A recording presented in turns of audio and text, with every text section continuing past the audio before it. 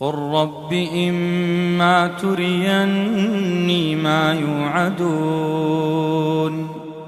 رب فلا تجعلني في القوم الظالمين وإنا على أن نريك ما نعدهم لقادرون ادفع بالتي هي أحسن السيئة نحن أعلم بما يصفون وقل رب أعوذ بك من همزات الشياطين وأعوذ بك رب أن يحضرون حتى إذا جاء أحدهم الموت قال رب ارجعون لعلي أعمل صالحا فيما تركت كلا إنها كلمة هو قائلها ومن ورائهم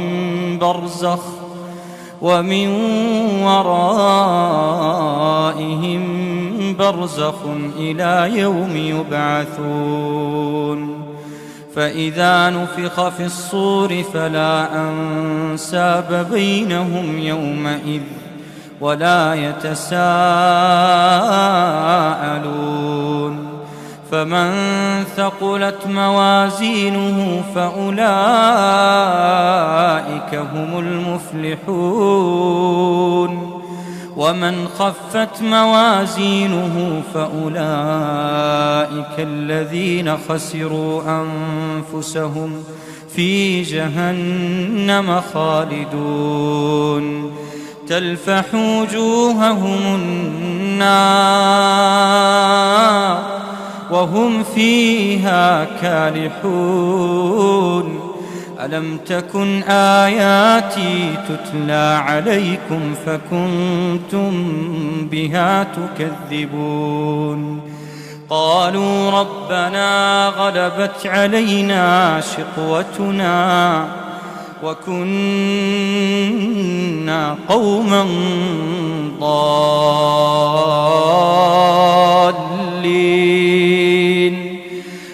ربنا أخرجنا منها فإن عدنا فإنا ظالمون قال اخسئوا فيها ولا تكلمون إنه كان فريق من عبادي يقولون ربنا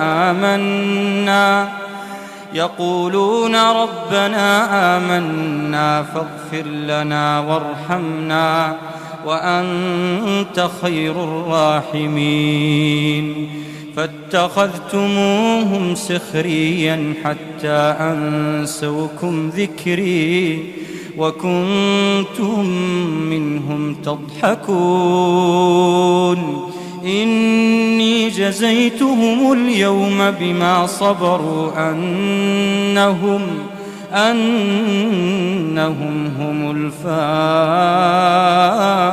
الفائزون قال كم لبثتم في الأرض عدد سنين قالوا لبثنا يوما أو بعض يوم فاسأل العادين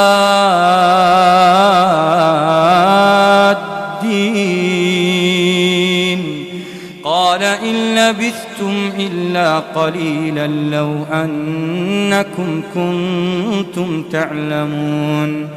أفحسبتم أنما خلقناكم عبثا وأنكم إلينا لا ترجعون فتعالى الله الملك الحق لا إله إلا هو رب العرش الكريم ومن يدع مع الله إلها آخر لا برهان له به فإنما حسابه عند ربه إنه لا يفلح الكافرون وقل رب اغفر وارحم وأنت خير الراحمين.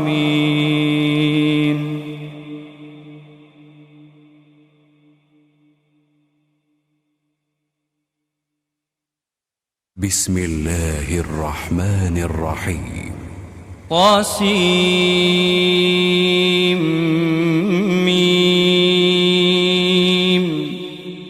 تلك آيات الكتاب المبين لعلك باخع نفسك ألا يكونوا مؤمنين إن نشأ ننزل عليهم من السماء آية فظلت أعناقهم لها خاضعين وما يأتيهم من ذكر من الرحمن محدث إلا كانوا عنه معرضين فقد كذبوا فسيأتيهم أنباء ما كانوا به يستهزئون أولم يروا إلى الأرض كم أنبتنا فيها من كل زوج كريم إن في ذلك لآية وما كان أكثرهم مؤمنين وإن ربك لهو العزيز الرحيم وإذ نادى ربك موسى أن ائت القوم الظالمين قوم فرعون ألا يتقون قال رب إني أخاف أن يكذبون ويضيق صدري ولا ينطلق لساني فأرسل إلى هارون ولهم علي ذنب فأخاف أن يقتلون قال كلا فاذهبا بآياتنا إنا معكم مستمعون فأتيا فرعون فقولا إنا رسول رب العالمين أن أرسل معنا بني إسرائيل قال ألم نربك فينا وليدا ولبثت فينا من عمرك سنين وفعلت فعلتك التي فعلت وأنت من الكافرين قال فعلتها إذا وأنا من الضالين ففررت منكم لما خفتكم فوهب لي ربي حكما وجعلني من المرسلين وتلك نعمة تمنها علي أن عبدت بني إسرائيل قال فرعون وما رب العالمين قال رب السماوات والأرض وما بينهما إن كنتم موقنين قال لمن حوله ألا تستمعون قال ربكم ورب آبائكم الأولين قال إن رسولكم الذي أرسل إليكم لمجنون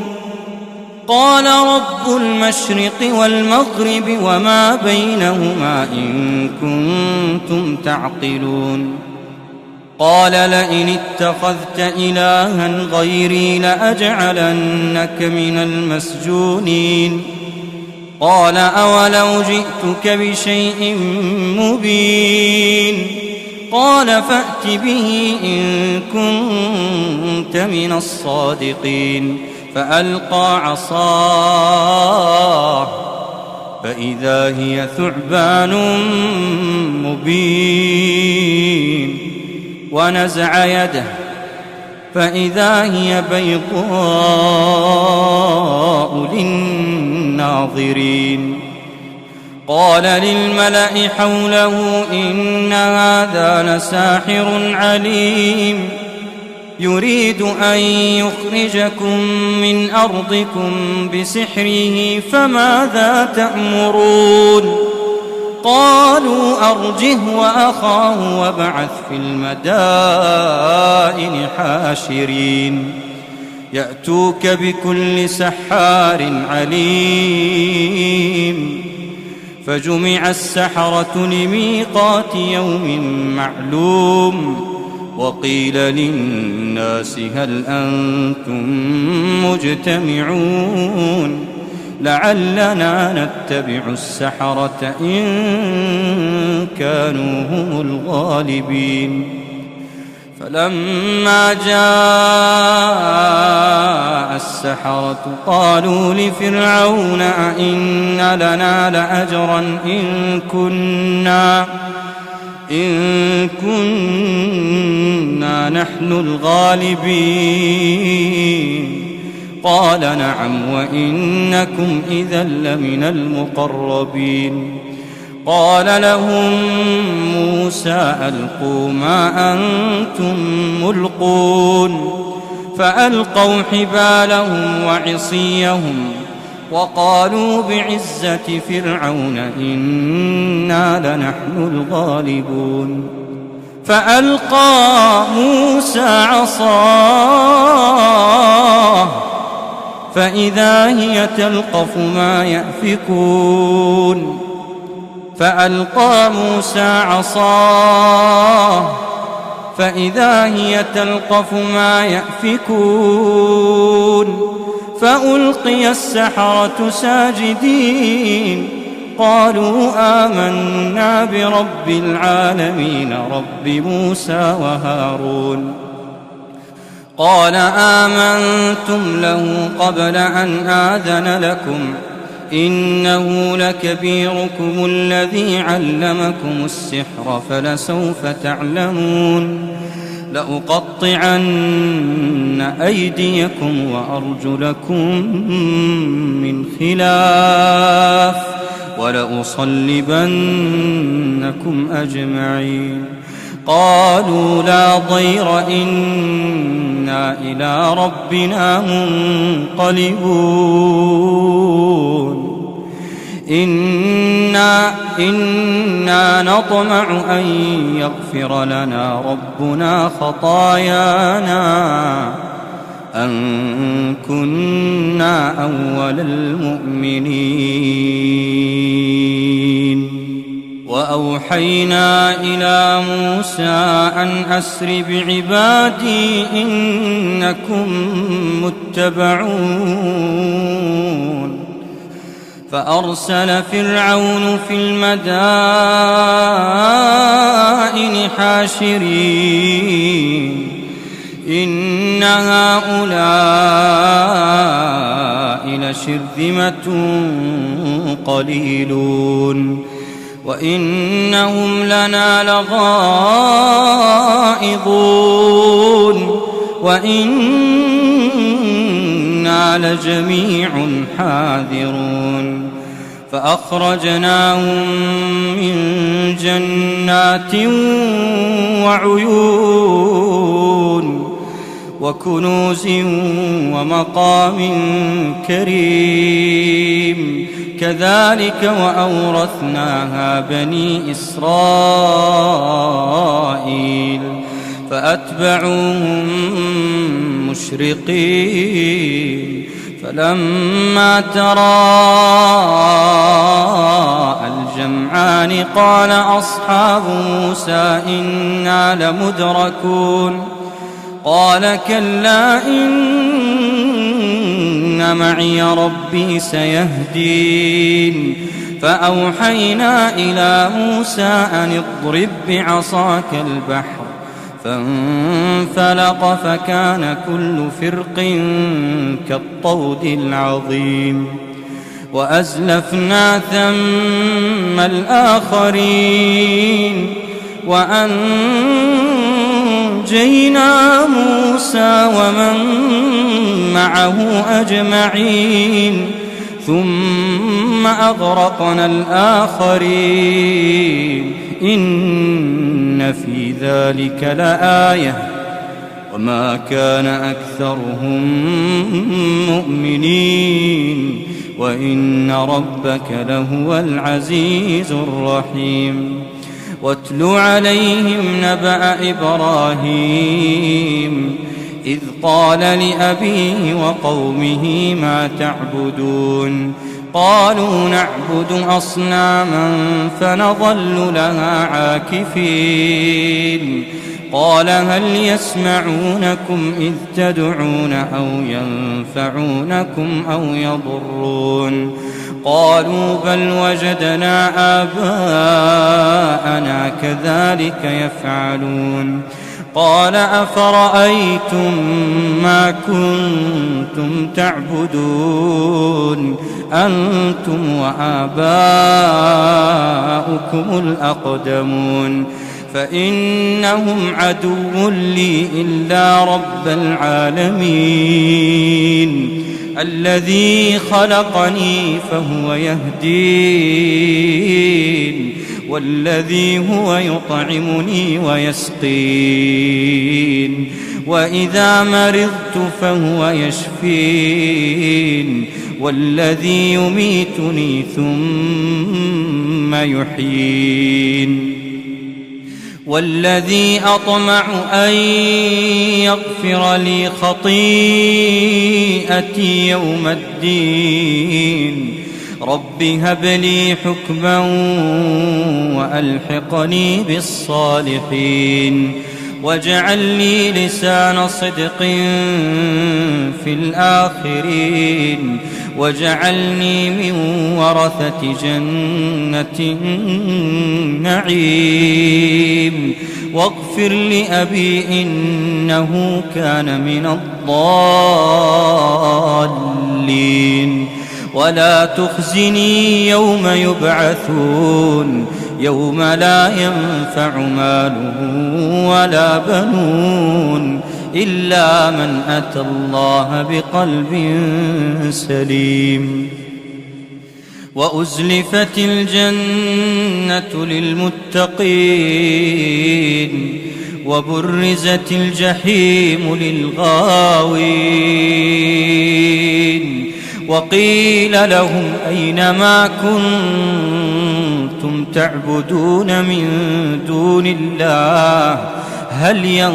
ينصرونكم أو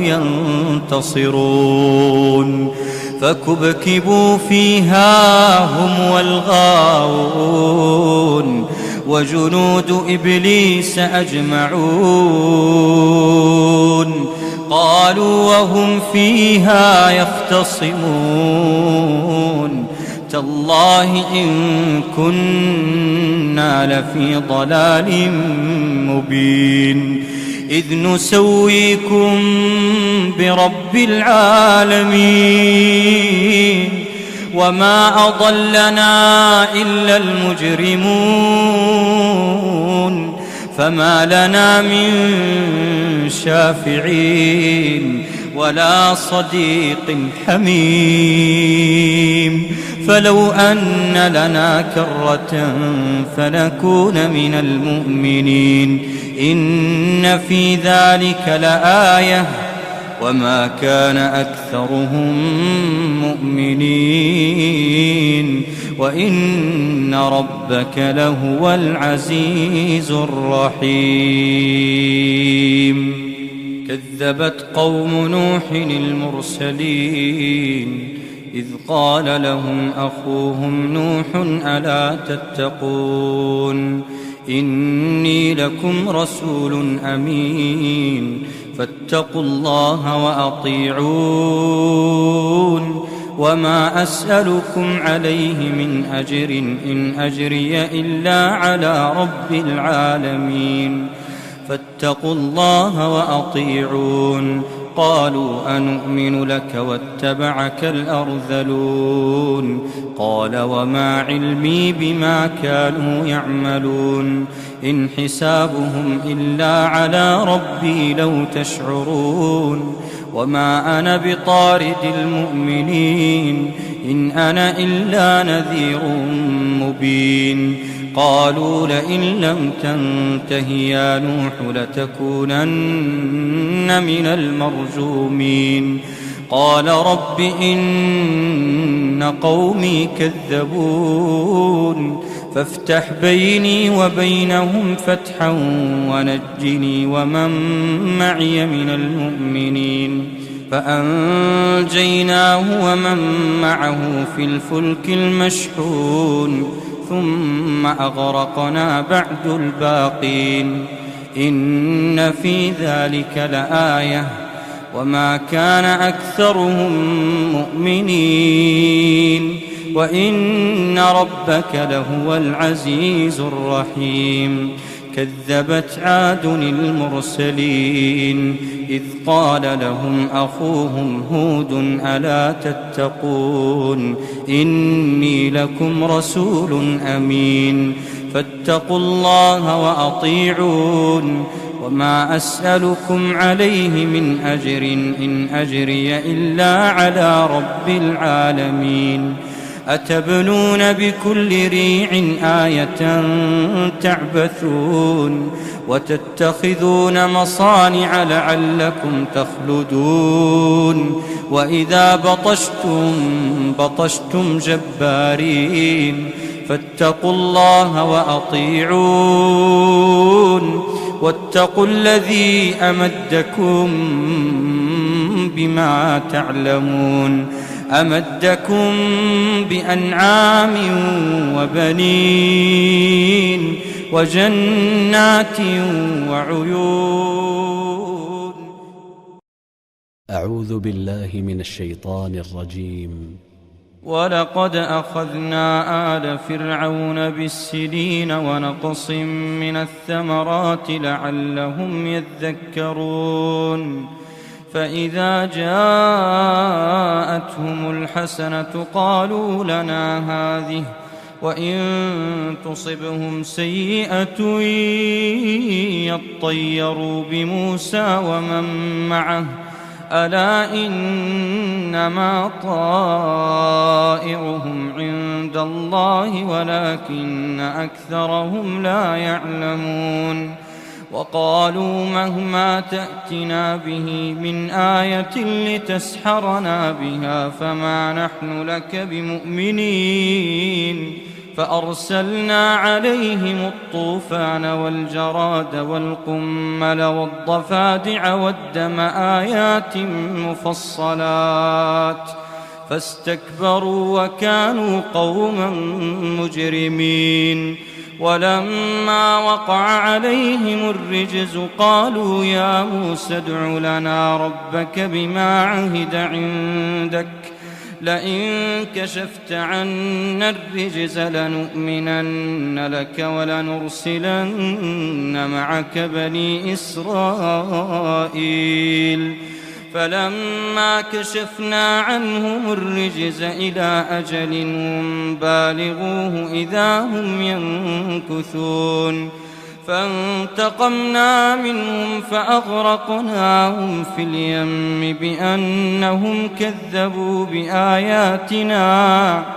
وكانوا عنها غافلين وأورثنا القوم الذين كانوا يستضعفون مشارق الأرض ومغاربها التي باركنا فيها وتمت كلمة ربك الحسنى على بني إسرائيل بما صبروا ودمرنا ما كان يصنع فرعون وقومه وما كانوا يعرشون وجاوزنا ببني إسرائيل البحر فأتوا على قوم يعكفون على أصنام لهم قالوا يا موسى اجعل لنا إلها كما لهم آلهة قال إنكم قوم تجهلون إن هؤلاء متبر ما هم فيه وباطل ما كانوا يعملون قال أغير الله أبغيكم إلها وهو فضلكم على العالمين وإذ أنجيناكم من آل فرعون يسومونكم سوء العذاب يقتلون أبناءكم ويستحيون نساءكم وفي ذلكم بلاء من ربكم عظيم. وواعدنا موسى 30 ليلة وأتممناها ب10 فتم ميقات ربه 40 ليلة. وقال موسى لأخيه هارون اخلفني في قومي وأصلح ولا تتبع سبيل المفسدين. ولما جاء موسى لميقاتنا وكلمه ربه قال رب أرني أنظر إليك قال لن تراني ولكن انظر إلى الجبل فإن استقر مكانه فسوف تراني. فلما تجلى ربه للجبل جعله دكا وخر موسى صعقا. فلما أفاق قال سبحانك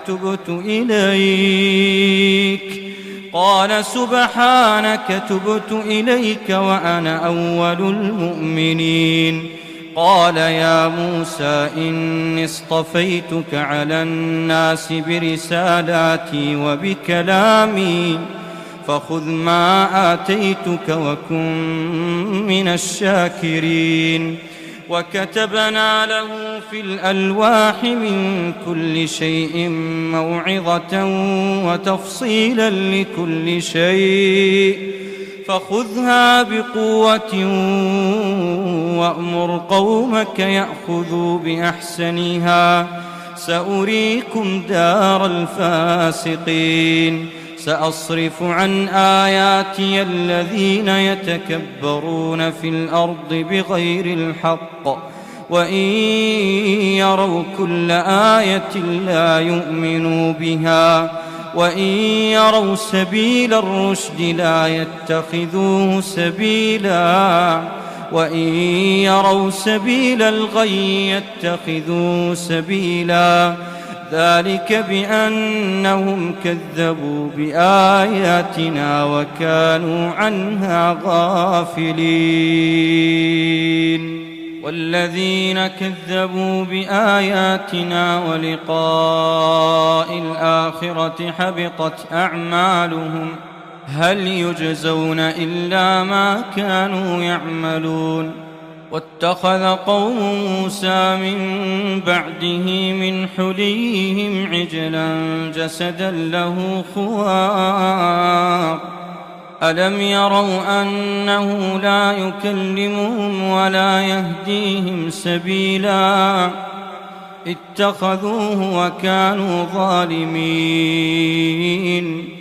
ولما سقط في أيديهم ورأوا أنهم قد ضلوا قالوا لئن لم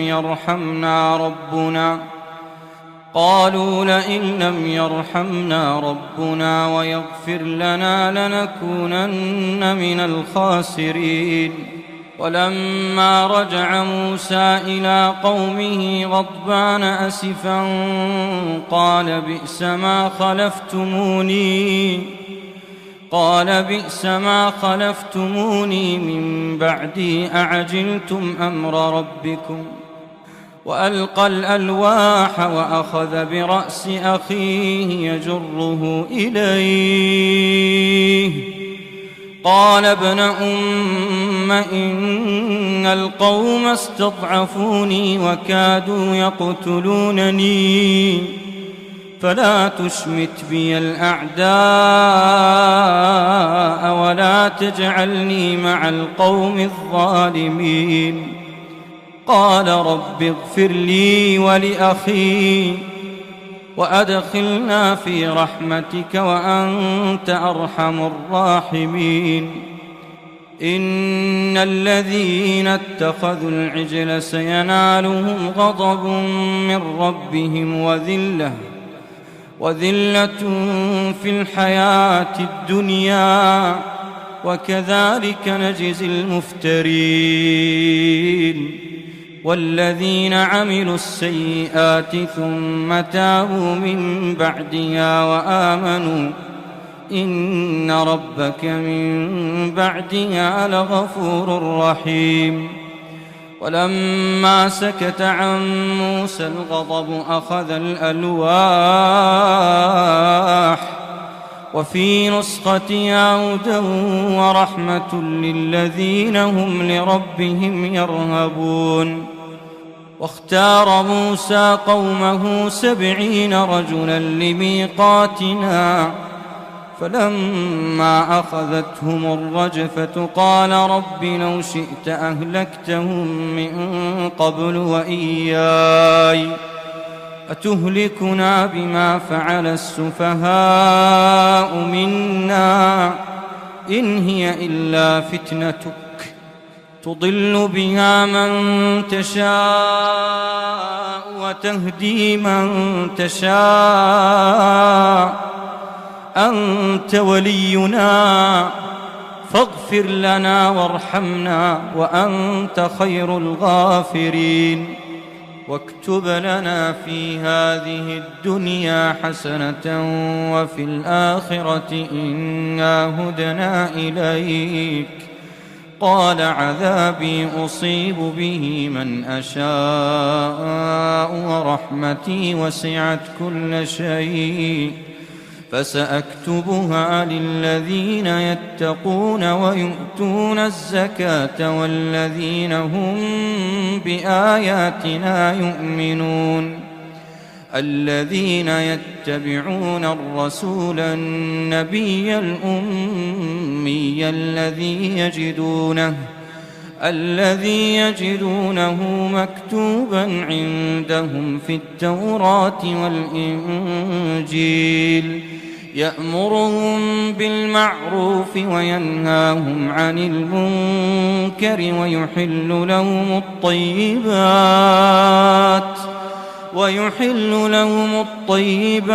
ويحرم عليهم الخبائث ويضع عنهم إصرهم والأغلال التي كانت عليهم فالذين آمنوا به وعزروه ونصروه واتبعوا النور الذي أنزل معه أولئك هم المفلحون قل يا أيها الناس إني رسول الله إليكم جميعا الذي له ملك السماوات والأرض لا إله إلا هو يحيي ويميت فآمنوا بالله ورسوله النبي الأمي الذي يؤمن بالله وكلماته واتبعوه لعلكم تهتدون ومن قوم موسى أمة يهدون بالحق وبه يعدلون وقطعناهم 12 أسباطا أمما وأوحينا إلى موسى إذ استسقاه قومه أن اضرب بعصاك الحجر فانبجست منه 12 عينا قد علم كل أناس مشربهم وظللنا عليهم الغمام وأنزلنا عليهم المن والسلوى كلوا من طيبات ما رزقناكم وما ظلمونا ولكن كانوا أنفسهم يظلمون وإذ قيل لهم اسكنوا هذه القرية وكلوا منها حيث شئتم وقولوا حطة وادخلوا الباب سجدا نغفر لكم خطيئاتكم نغفر لكم خطيئاتكم سنزيد المحسنين فبدل الذين ظلموا منهم قولا غير الذي قيل لهم فأرسلنا عليهم رجزا من السماء بما كانوا يظلمون.